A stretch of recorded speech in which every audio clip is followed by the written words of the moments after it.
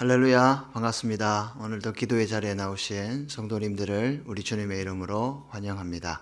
우리 다 같이 샘물의 기도 드림으로 기도회를 시작하겠습니다. 마음 모아 샘물의 기도를 하나님께 드리겠습니다. 너희 모든 나라들아 여호와를 찬양하며 너희 모든 백성들아 그를 찬송할지어다.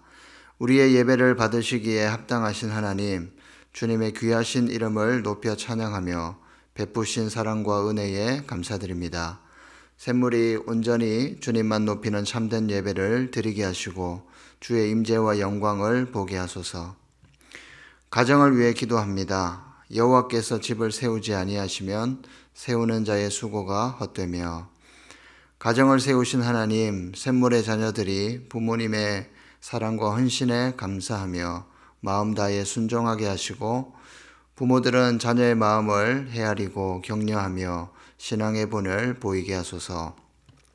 부부가 서로의 약점을 채워주는 돕는 배필이 되게 하시고, 사랑과 존경, 용서와 감사의 표현이 풍성한 행복한 가정이 되게 하소서. 주님 안에 한몸 된 교회와 성도를 위해 기도합니다. 너희도 성령 안에서 하나님이 거하실 처소가 되기 위하여 그리스도 예수 안에서 함께 지어져 가느니라. 교회의 주인이신 하나님, 샘물의 성도들이 성령의 은사를 따라 서로를 섬겨 주님의 온전한 몸을 이루게 하소서. 샘물의 어르신들의 영육을 강건하게 하시고 건강이 연약한 성도들을 치유하시며 고난과 역경 중에 있는 성도들을 도우소서. 샘물의 자녀들이 믿음의 세대가 되게 하시고 학업과 취업과 결혼을 축복하시며 세상을 향한 복의 통로가 되게 하소서. 영적인 가족, 목장을 위해 기도합니다. 만일 한 지체가 고통을 받으면 모든 지체가 함께 고통을 받고, 한 지체가 영광을 얻으면 모든 지체가 함께 즐거워하느니라. 선한 목자이신 하나님, 목장을 섬기는 목자들을 축복하시고 섬김과 수고를 기억하소서. 샘물의 목장마다 기쁨과 슬픔을 함께 나누고 서로를 위해 뜨겁게 기도하며 치유와 회복이 있게 하소서. 이웃을 향한 섬김과 환대로 따뜻하고 즐거운 목장, 사람을 남기는 목장이 되게 하소서. 나라와 성교를 위해 기도합니다. 하나님은 온 땅의 왕이심이라 지혜의 시로 찬송할지어다. 온 땅의 통치자 되신 하나님, 이 나라를 다스리셔서 주님의 공의와 정의가 실현되며 주의 복을 받는 나라가 되게 하소서. 각처에서 복음 전하는 선교사들을 성령으로 충만하게 하시고 안전을 지켜주시며 모든 필요를 채워주소서. 전쟁으로 고통받는 사람들에게 속히 평화를 주시고 북한 땅에도 자유와 평화와 구원을 허락하소서. 오늘도 샘물 성도들과 동행하셔서 복된 하루가 되게 하소서. 예수님의 이름으로 기도드립니다. 아멘. 오늘 여러분들과 함께 나눌 말씀은 사도행전 7장 1절에서 16절 말씀입니다. 제가 봉독하도록 하겠습니다. 대제사장이 이르되 이것이 사실이냐? 스데반이 이르되 여러분 부형들이여 들으소서.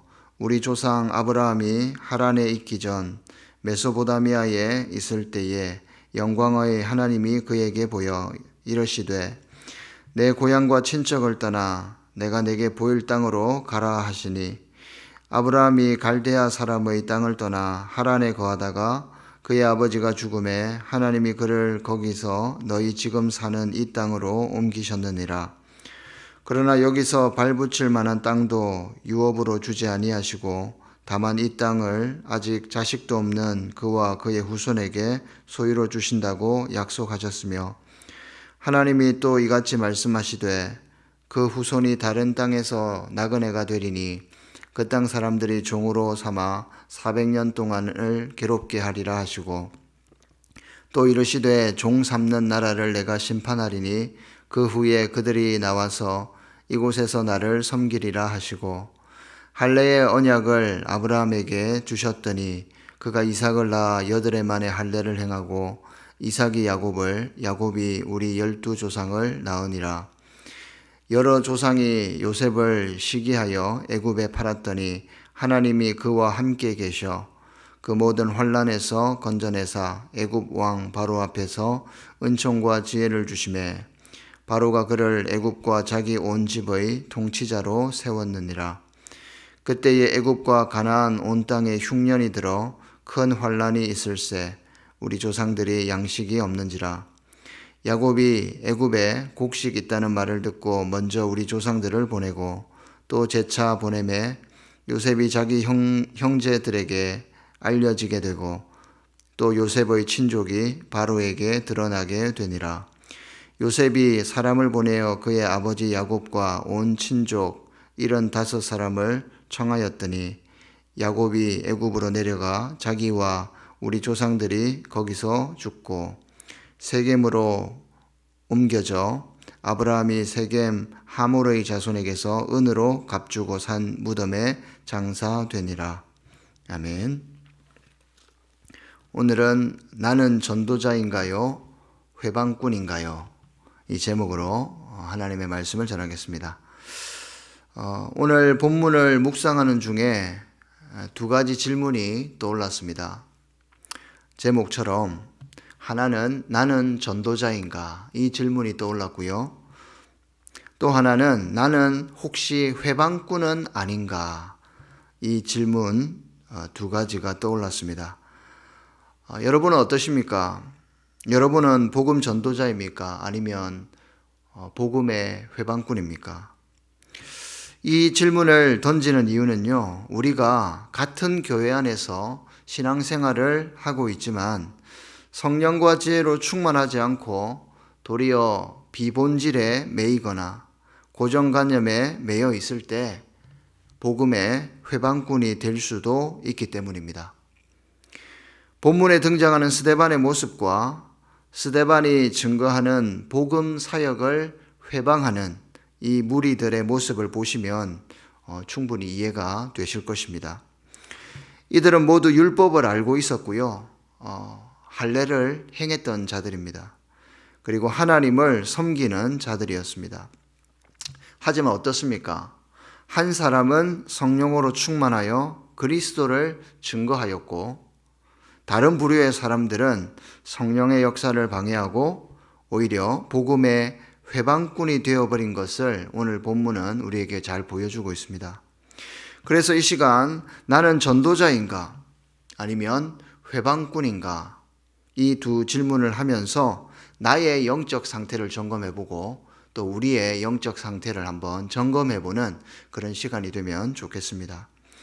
먼저 나는 전도자인가 이 질문을 자신에게 한번 던져보면 좋겠습니다. 나는 전도자인가? 예, 맞습니다. 저와 여러분들은요, 전도자가 맞습니다. 하나님의 말씀을 나누고 또 전하는 복음의 전도자가 맞습니다. 그리스도인이라면 누구나 전도자로 부름을 받았습니다. 복음을 먼저 받았으니 이 복음을 전해야 할 사명이 우리 모두에게 있는 것입니다. 본문의 주인공 스데반 또한 복음 전도자로서 하나님의 말씀을 전하고 있습니다. 그런데 그의 모습 속에서 우리가 전도자로서 따라야 할 몇 가지 모범들을 성경은 보여주고 있습니다. 첫 번째는 전도자의 인격입니다. 스데반의 인격을 본문을 통해서 우리가 배우게 되는데요. 율법과 성전에 대해 신성모독적인 발언을 했다는 누명을 스데반이 쓰게 되었습니다. 그 스데반은요, 사내들인 공회원들에게 그런 상황임에도 불구하고 함부로 대하거나 거칠게 말하지 않습니다. 오히려 자신의 말을 들어줄 것을 공손하게 요청하고 있습니다. 2절을 보시면 이런 표현이 있죠. 부형들이여 들으소서. 지금 스데반은 자신을 모함하는 자들에게 뭐라고 말합니까? 부형들이여, 형제들이여, 그리고 아버지들이여 이렇게 고백하고 있습니다. 존칭을 사용하고 있습니다. 우리가 누군가에게 복음을 전할 때 혹시 무례하게 전했거나 무례한 태도를 보인 적은 혹시 없습니까? 우리의 불손함이나 무례함이 복음 전도의 문을 닫게 할 수 있음을 기억하면 좋겠습니다. 또 한 가지 눈에 들어온 부분은 성령과 지혜가 충만한 스데반의 모습이었습니다. 성도 여러분, 우리가 전도자의 길을 걷고 있다면 스데반의 성령 충만과 지혜를 꼭 닮았으면 좋겠습니다.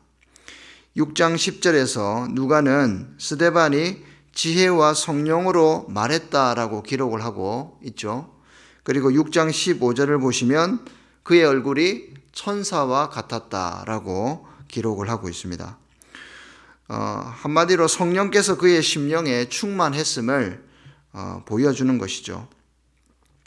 성령 충만의 결과로 스데반은 순결하고 조용하고 흔들림 없는 평정심으로 말씀을 전하고 있습니다. 우리 또한 타인에게 주님의 말씀을 나누거나 전할 때 이러한 모습이 필요하지 않겠습니까? 성령과 지혜로 충만할 때 우리 역시 순결하고 조용하고 흔들림 없는 평정심으로 말씀을 전할 수 있을 것이라 믿습니다.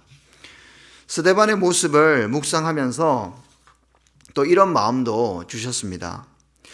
어떤 마음이냐면 마지막이 될 수 있다는 마음으로 우리가 복음을 전해야겠다.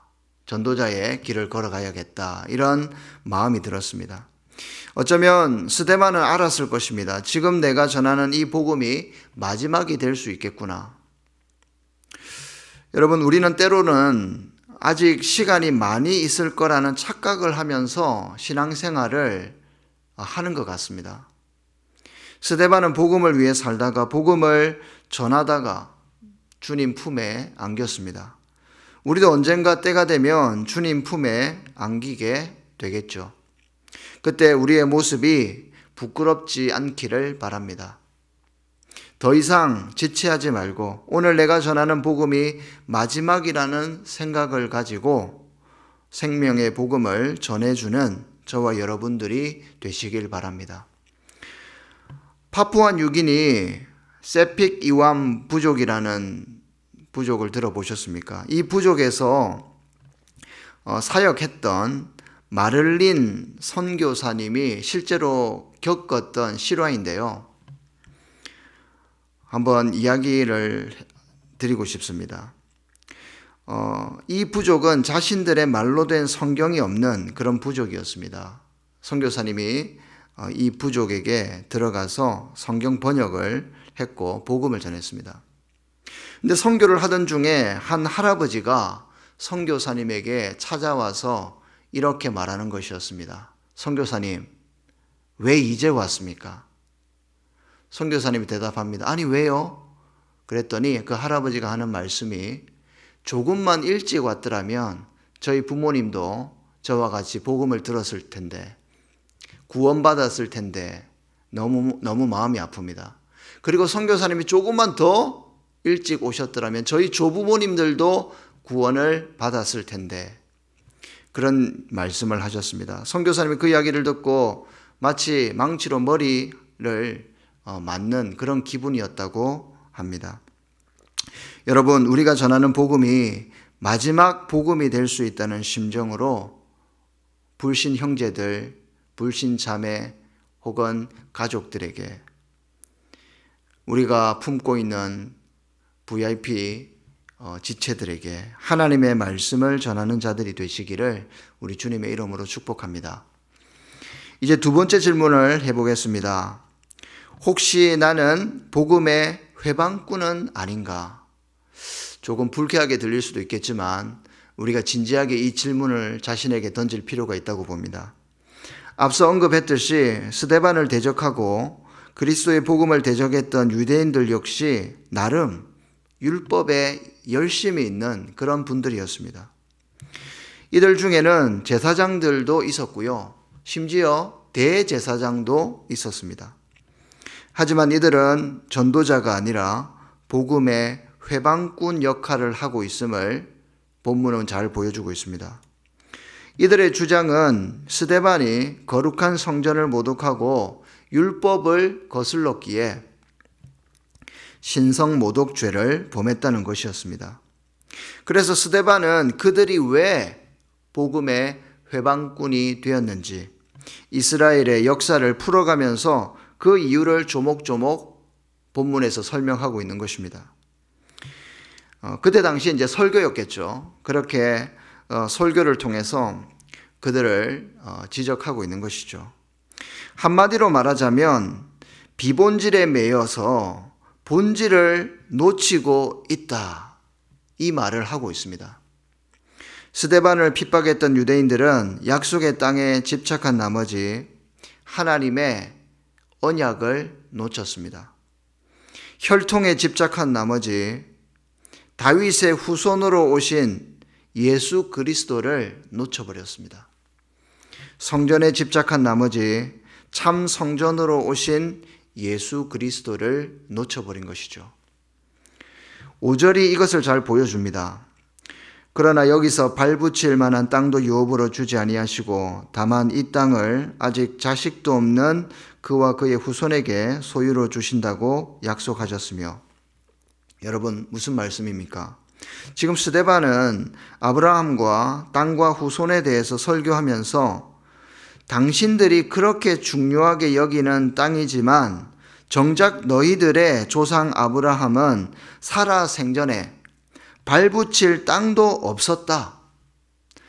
당신들이 그렇게 소중하게 여기는 혈통이지만 아브라함은 100살 때 이삭 하나 보았다. 아브라함이 당신들과 다른 점은 약속을 믿었고 약속을 붙잡았고 단지 율법만 아는 지식을 넘어서 순종했다. 그러나 당신들은 그렇게 하지 않았다. 정작 중요한 것은 다 빼버리고 껍데기만 붙잡고 있다. 지금 이렇게 지적하고 있는 것입니다. 물론 땅과 혈통 너무 소중하고 귀하죠. 할례와 성전 모두 너무 귀하고 소중합니다. 귀한 유산이 맞습니다. 하지만 이 무리들은 보이는 땅에 집착하여서 영원한 가나안 땅, 천국 본향을 보지 못하고 있는 것이고 몸의 할례는 받았지만 마음의 할례, 즉 회개하지 않고 자신의 마음을 찢지 않고 있다는 것입니다. 율법을 잘 알고는 있지만 정작 그 율법에 순종하지 못하는 것입니다. 특히 하나님의 구원 역사의 중심에 계신 예수 그리스도를 지금 보지 못하고 있는 그런 상황이라는 겁니다. 이것이 문제의 핵심입니다. 그래서 마치 야곱의 아들들이 요셉을 시기하여서 애굽에 팔아버렸듯이 그리스도를 시기하여서 너희가 그리스도를 팔았다, 죽였다, 질책하고 있는 것입니다. 혹시 우리는 본질을 놓치고 껍데기를 더 귀하게 여기며 신앙생활을 하고 있지는 않습니까? 고정관념에 매여 있거나 본질보다 비본질에 우리의 노력과 에너지를 쏟고 있지는 않습니까? 깊이 생각해 보면 얼마든지 우리 안에 그런 모습이 있을 수가 있습니다. 우리가 사람을 섬기며 교회를 섬길 때 나의 이름을 드러내려는 모습, 혹은 주님의 이름보다 우리의 세력을 확장시키려는 모습, 선교지에서도 마찬가지죠. 어떻게 하면 우리의 세력을 더 확장시킬 수 있을까? 이런 생각을 하고 있다면 어쩌면 그 사람들은 본질보다 비본질에 매여 있는 사람이 될 수 있다는 것입니다. 다른 목장이 잘 되면 시기하고 다른 교회가 잘 되면 배가 아프고 다른 목회자가 사역을 더 잘하면 배가 아프고 질투하게 된다면 어쩌면 그 사람은 본질보다 비본질에 집중하는 사람일 가능성이 크다는 겁니다. 성도 여러분, 회방꾼이 아닌 전도자가 되면 좋겠습니다. 스데반처럼 온유한 인격을 겸비한 전도자, 지혜와 성령으로 충만한 전도자가 되면 좋겠습니다. 마지막이 될 수 있다는 절박한 마음으로 그리스도의 복음을 전하는 그런 복음의 전도자가 될 수 있기를 소망합니다. 특히 우리는 복음의 회방꾼이 되지 않도록 늘 자신을 돌아볼 수 있어야겠습니다. 고정관념에서 벗어나서 영혼을 구원하고 교회를 세우고 나눔과 섬김과 같은 그 복음의 본질에 집중하는 저와 여러분들이 되시길 바랍니다. 성도 여러분, 마지막으로 다시 한번 자신에게 질문해 보면 좋겠습니다. 나는 전도자인가요? 회방꾼인가요? 이 질문을 하면서 이 아침에 우리 다 같이 기도의 자리로 나아가도록 하겠습니다.